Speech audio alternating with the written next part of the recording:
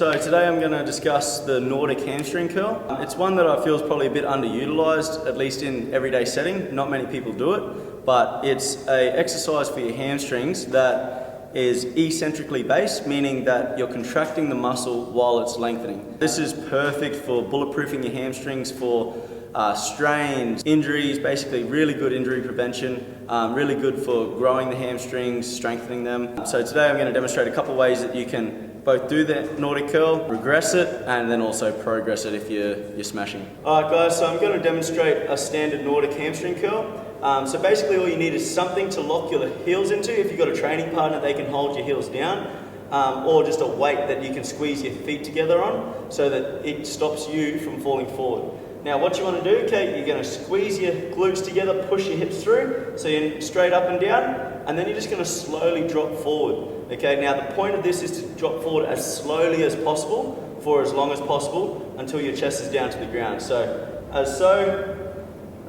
and slow the whole way.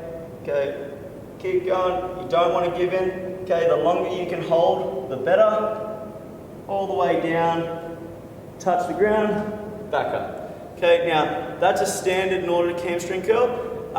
Most people when they first start will only go a little bit and then they'll find they can't hold themselves and they'll fall. Okay, all you do is have your hands out so that you can catch yourself, drop down into a push-up, and then just walk yourself back in and up. Okay, now as you get a bit stronger through this movement, you'll find that your range that you can hold is further and further towards the ground. Okay, really good, like I said earlier, for bulletproofing your hamstrings as your range of strength becomes greater.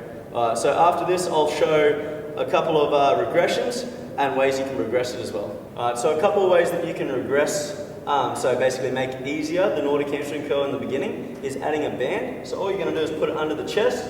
Okay, that way when someone's holding on and you're leaning forward, you're going to have less resistance falling forward. Okay, so it means that there's less resistance on your hamstrings, makes it a little bit easier to start off with.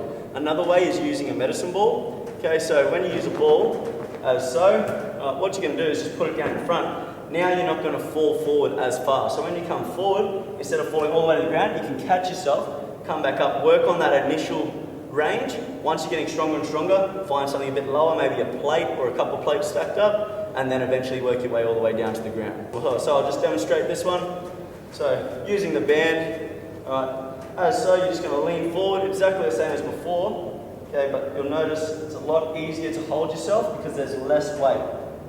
All the way down, touch, if you can, push off, control yourself back up. And as I said with the ball, okay, again, another regression is slowly down, get yourself to the ball, and then just lift yourself back up so you're not working as far through the motion. Alright, so just to wrap things up, basically the Nordic hamstring curl, phenomenal for bulletproofing your hamstrings. They're also really good for injury prevention of both the hamstring muscle, but also doing your ACL.